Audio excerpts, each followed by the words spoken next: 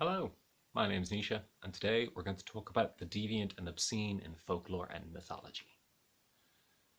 For some reason, the transgressive, taboo, and strange has always had an interest for me.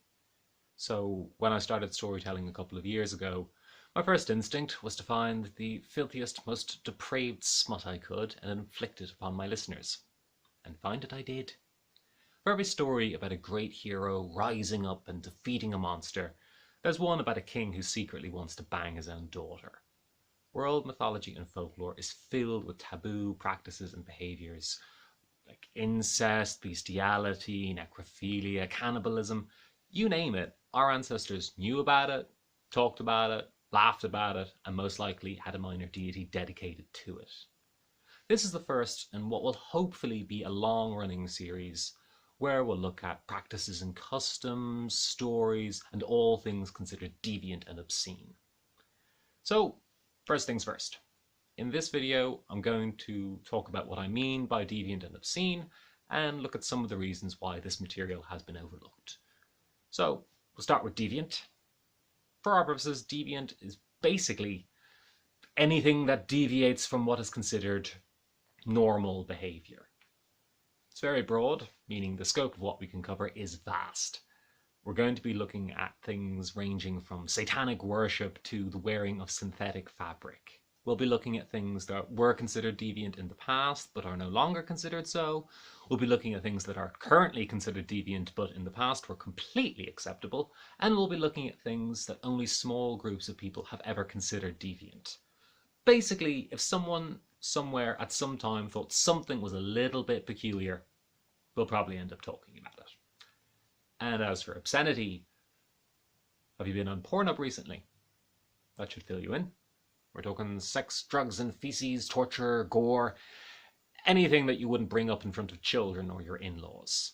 Chances are, if it can cause offense, we're going to end up talking about it here. Because it's there. Without trying to get bogged down in the quagmire that is defining what we mean by folklore, folklore can be seen as the documentation of a way of life. And sex is a part of life. An oft-times embarrassing, messy, and inexplicably sticky part of life. There is folklore about everything under the sun. So of course there's folklore about what goes on between the sheets and on the toilet. And if you look at it in mythic terms, well, the connection between the obscene and the divine is well attested. Just look at the gods themselves. Gods, of course, were meant to be paragons of virtue. Their behavior was to be emulated. They often created humanity, sometimes in their own image, so when it came time to look for the right and proper way to act, it was only natural we'd look to the gods. And on the flip side, they're gods. They know more than we do, they can do more than we can. They're quite simply better than us. So why should they be bound by the same rules? Oh, they'll preach at length about the evils of incest, and they will condemn any mortal that dares transgress. But then they'll go home and bang their sister ants. Gods would routinely marry their siblings, they'd bang their parents, they'd mutilate and torture their enemies, they would inflict terrible vengeance for the smallest slight. They would lie, they would cheat, they would steal. I couldn't tell you the amount of times that Zeus transformed into an animal just to bang someone. Because they're gods. They have a vested interest in keeping the rules of society going. But why should they be bound by them? And I feel like I'm heading dangerously far down tangent lane, so I'm going to try and pull it back now. Basically, obscenity is a part of life, so of course it's a part of folklore and mythology. We talk about, think about, joke about, and of course we tell stories about people screwing and defecating. But where is all the smut? Why don't most collections of folktales come with a parental advisory sticker? That's mostly due to collector bias. And to talk about collector bias, we've got to look at the society that the collectors of folklore originally came from. At the time, culture was deeply influenced by Romanticism and nationalism. Romanticism, with its idealization of the quaint countryside and the charming peasant folk, and for some reason, people considered them to be purer and more noble than the filthy city dwellers. Their folk narratives represented to them a pure national literature. They went out to collect these stories, and they found what they wanted to find. anything that didn't conform to their idealized version of their national character was quickly expunged and eliminated. Let's look at the Brothers Grimm. Between 1812 and 1857, they released 7 editions of their classic Children and Household Tales. The first edition was actually pretty good. Despite being collected with awful methodology, they attempted to be rather hands-off in the editing process, attempting to preserve the original language, and they most certainly did not interfere with the narratives. Beginning with the second edition, things began to change. Slowly, they began omitting stories which were deemed too explicit and extreme, and they began editing some of the text. Sometimes it was to update the language to make it a bit more literary.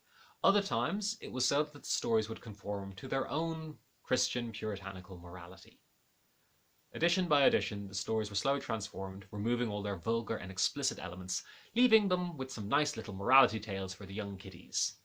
As you can see time and time again, whenever folk and fairy tales attempt to reach a wider audience, they have to strip themselves of their more obscene and explicit elements in order to be more palatable to a wider audience. And I haven't even talked about the difficulty in extracting this material in the first place. As one collector put it, you can't just go up to a group of people and shout, "Say something dirty."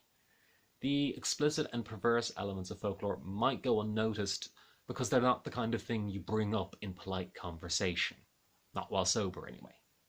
Basically, it's difficult to get this material when you're just an over-inquisitive outsider. The worst way to get the material is to come out and actually ask for it, and that requires you to actually ask the questions in the first place. And it's not like I'm saying it's all wall-to-wall filth. Far from it. But the filth is there, people. And I feel that we should be talking about it. And on that note, I'm going to love you and leave you. I feel like we've laid some good groundwork today, and I'm slowly conditioning you to enjoy my aimless rambling style. If you'd like to see any more of this series, then you can give us a like and a subscribe. Maybe just a like. Whatever you're comfortable with at this point in our relationship. For now, slán, and take care of yourselves.